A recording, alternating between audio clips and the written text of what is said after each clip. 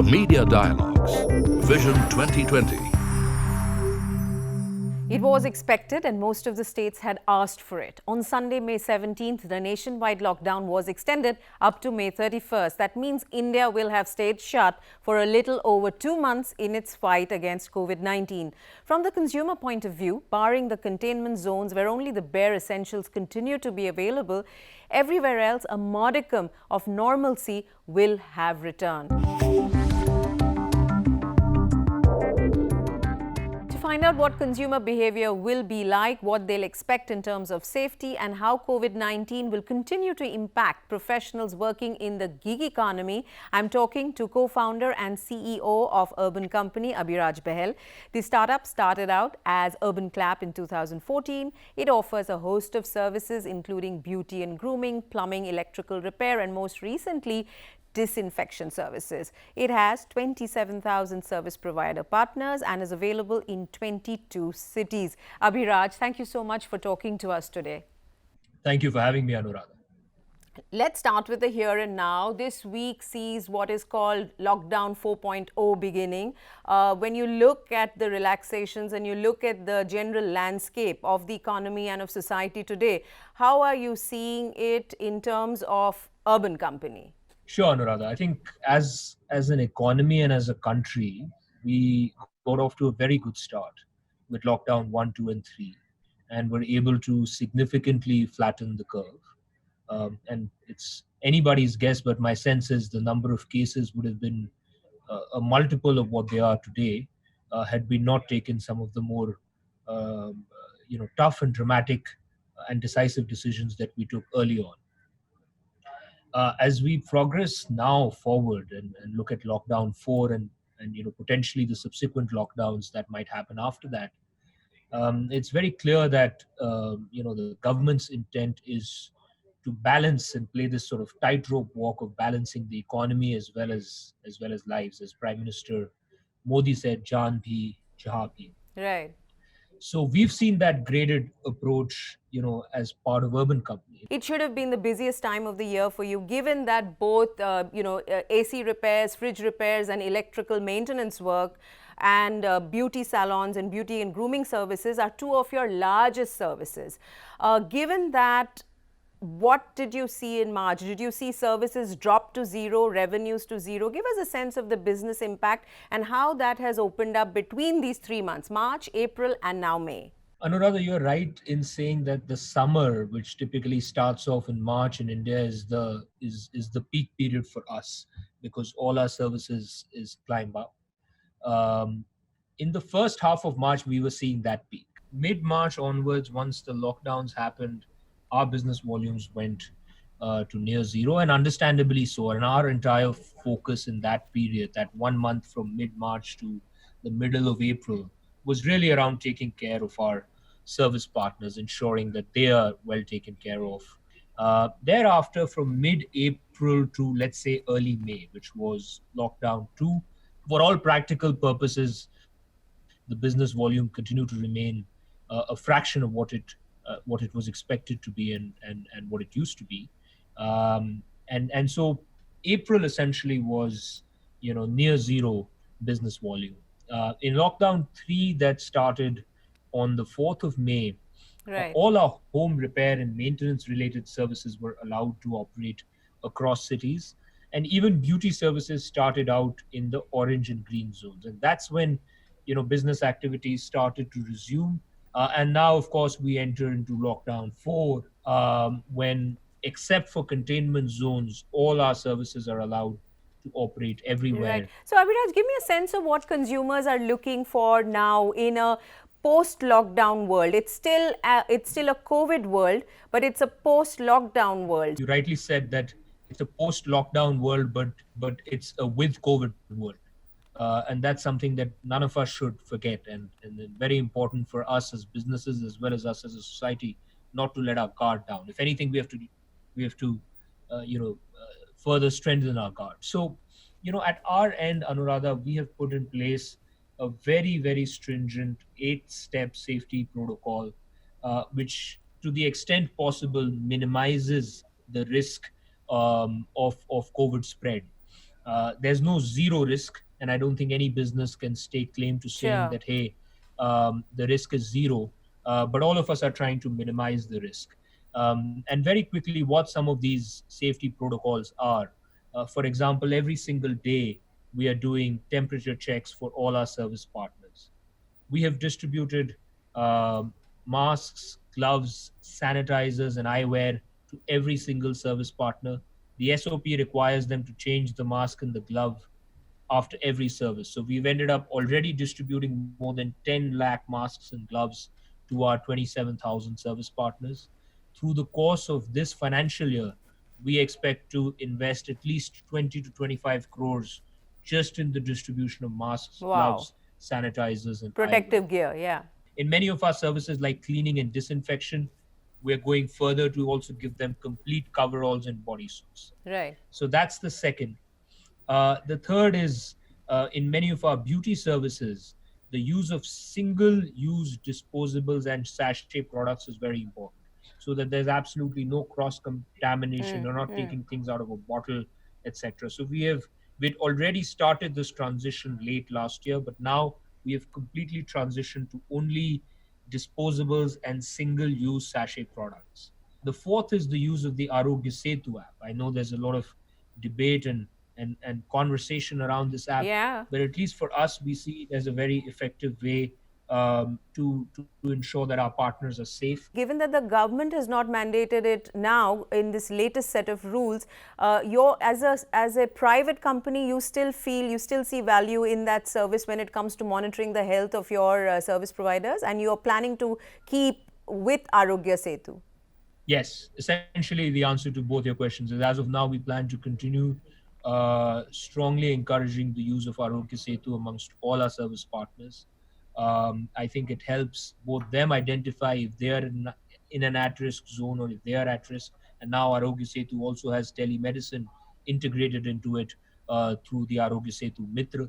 And it also helps us know what is the position of our larger service ecosystem. And when you have 27,000 service partners spread across 18 to 20 cities, it is a pretty effective way to ascertain if anybody might be at risk or not. Take me through what you're seeing or what you analyze at the Urban Company as the consumer customer psyche at this point of time when it comes to services, because the home was really the fortress for people during this lockdown. And it is in this home where your service providers will enter. So what is it that you see, the barriers that consumers will put up, and not just consumers and customers, but the RWAs or society managing committees, which have become a sort of gatekeepers? Any kind of home repair, be it an electrician, a plumber, the breakdown of an air conditioner unit, the breakdown of a washing machine, refrigerator. This is where we are seeing acceleration. Part of the reason is you're spending so much time at home. If your air conditioner breaks down, your refrigerator breaks down, your water purifier breaks down, life can become very difficult. Completely, yeah. Two, consumers are also, earlier they would question between going for a branded service offering like Urban Company versus the local market. Now a lot of those consumers are saying, hey, with Urban Company, I have certain assurances, some safety protocols in place, some hygiene. With the local person, I have none of that. So I'm okay to, pay 5-10% extra, but get that sort of secured hygienic service going.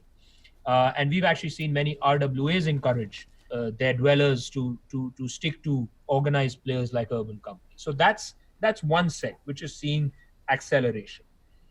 Then there's a set in the middle which, it's tough to say where it will go, and only time will tell. And this is really the beauty services at home. Consumers are skeptical. Consumers are not stepping out as much. And therefore, the need to get beauty services, the need to get a haircut significantly reduces. Also, these services are slightly more involved. They sometimes have a personal touch to it. So consumers want to be that much more sure. And there we think it will take time for the consumers to slowly and steadily go back to normal. But we also think that consumers, and that's what we've been hearing from consumers, and in fact, we launched a wait list which had more than 100,000 consumers, 120,000 to be precise, sign up for haircuts and for beauty treatments after the lockdown lifts. What we're also seeing is consumers are saying, hey, I am going to take it slow. I am going to wait it out. But whenever I get it done, I am going to get it done at home because I see the home as a controlled environment and I'm unlikely to step out and go out. We're also working with a lot of good high end physical salons and helping take them online and take them to at home, because I think many of them are also seeing that in the medium to long term, Right. this might just be a behavior change that consumers incur.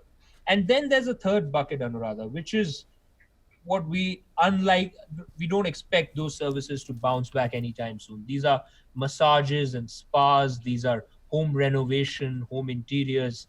Many of these services, are very, very discretionary luxury Right. end of the market, Absolutely. and this is what's likely to go away. Once you're in, once for whichever service your service provider goes in, how much, what kind of tension or anxiety does that put on you at Urban Company, given that your worst nightmare is to have one of those cases of somebody getting infected and then with the headlines, right? And we've seen it in the past, delivery boy infects X number of people. So is that the worst nightmare, and how do you cope with that kind of anxiety? Because you just said, and everybody does accept, that you cannot be 100% risk free in this scenario.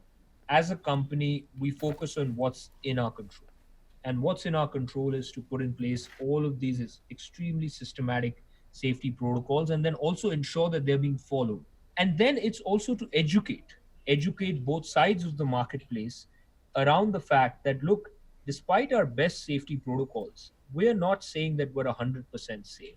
And therefore, you also have to make sure that you're taking the necessary safety protocols when you use the marketplace. I think despite all of this, because of the scale at which we operate, which is hundreds of thousands of services every single month, um, you know, it is possible that there could be an untowardly incident in the future. We'll try our level best to ensure that our safety protocols, and make sure that that never happens. But at the end of the day, this is a disease, and it's a highly communicable disease. And some of the narrative, unfortunately, around the disease has taken the shape of almost, for example, we call patients suspects, right? I Yeah, think there is a certain narrative that needs to change, sure, because it's absolutely. it's a flu-like disease, Yeah. and you can't blame somebody for spreading the disease if that person has followed all the safety protocols and done what is legally correct. And I think that's our focus. I want to now pick up another point that you made, which is the services like home renovation, painting, interior work, all that is not going to resume in a hurry at all. Now, that brings me to a linked question, which is that those services were provided probably by people who we now see in that, in those awful pictures of migrant labor going back home, right? Give me a sense of what you're seeing at the Urban Company when it comes to that class of labor. This is really the time when different organizations are differentiating themselves, and we're seeing at some workplaces compassionate capitalism at play, and at others more raw capitalism. I can tell you what we have done as Urban Company. So immediately after the lockdown was imposed, we had moved to providing monetary support to all our service partners. As part of that monetary support, we had given out interest-free loans with very, very delayed moratoriums, only to be repaid once business activity comes back to normal. And this was, the total sanctioned loan was about 11 crores, of which 8.5 crores has already been deployed. Um, Future revenues that partners that we would have recognized, we gave it back to partners to the tune of 6.5 crores. We put in place a relief fund of 1.5 crores, and a whole bunch of other things. So pretty much within the first 2 to 3 weeks, our sort of total monetary support to our service partners was to the tune of about 20 crores, which was 10% of our last year's revenue. And this was, I would say, put in place immediately. There were no questions asked for partners who wanted the support. They could just get it on their app, and we received a lot of goodwill from partners as well as from the government for some of these But steps. And this as is a result, unusual, isn't it? Yours is a gig economy. So besides the people on your rolls, which is about 1,000 plus, most of the service providers you have, you're not actually their employer. So give me a sense of, yes, is this just compassion or is this also pragmatism? This is what you need to do to ensure that you have a business in the long run. I think a bit of both, right? It is the right thing to do, and the right thing to do has to be done every time. And also, uh, there's a saying, right? Tough times don't last, but people remember how you treated them in the tough times. Yes. So we were also very conscious that our 27,000 service partners and the hundreds of thousands that they know will remember the actions that Urban Company took in this time. So, a few things I'm very proud of. One, a very small percentage of our partners left. Unlike most other platforms where 40-50% people would have left, only about 15% left. And most of them, when they saw these actions, said they would want to come back ASAP. The remainder of them stayed back. Almost all of them we have been able to support in some shape or form. And this support is not just monetary. We've put in place a paid sick leave program, which is probably the first of its kind in the gig economy, where even if you have something as simple as a common cold, all you have to do is tell us that you have this, and then we ask you to quarantine at home and we pay you to stay at home. Because we know that during pandemics, one of the realities is that informal workers continue to work because they feel that their livelihood will be lost. So we put in place this paid sick leave program. We then get you a free doctor consultation. If that doctor ascertains that you need a COVID test, we get you a free COVID test. And if that COVID test is positive, all our partners are insured for COVID 19, both hospitalization as well as lost income and income protection. And they get that benefit. And this is for 100% of our base for the next 1 year. In the last 3 months, have you seen more people inclined to come on board as partners, as service providers? Yes, we have. Apart from our existing base of 27,000 service professionals, we have been inundated with applications and requests across categories from service professionals who are outside of Urban Company who want to join Urban Company. And we are onboarding many of them to the extent that we can. And part of the reason is many of them in the last 2 months have been laid off from their repair shops, from their salons, from their barber shops, etc., etc. And a platform like Urban Company becomes a natural choice for some of them. Right. So we've been inundated with these applications. Of course, Anuradha, we can only take in as many as we can, Sure. because the reality is our own demand will remain muted for some time and only come Absolutely. back over time. But we've been also very, very pleasantly surprised to see existing service professionals refer their friends who were outside the platform. And many of them say, look, it's okay if all of us make something versus some of us make a lot and others don't Make make anything. nothing. Yeah. So So, that sort of shared camaraderie has been amazing to see. Abhiraj, we had met in February and you had talked about the fact that at the start of the new year and the new decade, you had ambitious targets of having what, 1 million, that's 10 lakh service provider partners on board by 2030. You had no idea then, nobody did, that COVID-19 would blindside us. Today, as we are dealing with this, we are in the middle of this never before experience. How do you see that impacting your long-term business goals? I think, if anything, it's only going to accelerate us towards that vision and that goal. See, we've been a company that's been around for a little over 5 years.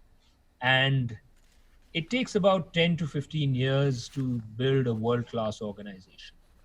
And you can never go through a linear trajectory for 10 to 15 years. The world will always see at least one major shock every 10 to 15 years. That's the reality. Whether it was a 2008 financial crisis, the 2001 dot-com crisis, in the end 80s, we had a Asian crisis, we had the 1991 liberalization. So, you know, as a business owner, if you expect a linear trajectory for 10, 15 years, that's never going to happen. You have to take the troughs with the same same reception as the highs. And you have to see these as opportunities to galvanize your team, to rebuild your organization, and to make it actually much more resilient and tougher on the other side. And I actually genuinely believe that once all of this is past us, Urban Company will be not just a more resilient and tougher organization, even consumers will see it as a much more trusted service that they love. Quick word on how your investors or marquee names, individuals, like Ratan Tata, Kunal Behel and the like, and of course, big big companies. So how are they reacting? How is the startup ecosystem reacting to COVID-19? We're very fortunate to have extremely long-term investors who fully understand what we're in the middle of and are supportive of our long-term investments in safety and hygiene, and they all see the long-term benefits of being a company that stands by its service partners, puts in place the right safety protocols, even if it means this year financially we'll be much, much worse off. I think in the long run, those investments will pay off, and they see that. I think as far as the startup ecosystem is concerned, might be a bit of a cliche, but this is really the time for great companies to differentiate themselves. As one of my investors says, in good winds, even turkeys can fly. But it's only when the headwinds come towards you that you have the opportunity to differentiate as a high quality company. And I think that's what we're going to see through 2020 and 2021. It's not going to be quick. It's going to be long. It's going to take at least 12 to 18 months at the minimum before things start to feel normal again. And the companies that can truly differentiate, that have strong business models and can stand by their customers as well as their suppliers, in my opinion, are the ones that will thrive. Right. Abhiraj, thank you so much for talking to us. Stay safe, and all good wishes to you, to all the employees at Urban Company, and of course the service providers. Thank you so much, Anuradha. Thank you. Cheers. Bye.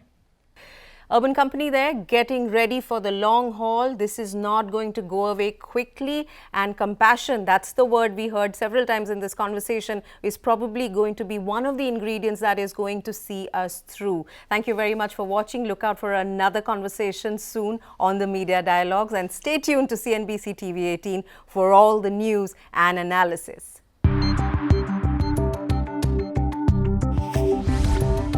The Media Dialogues, Vision 2020.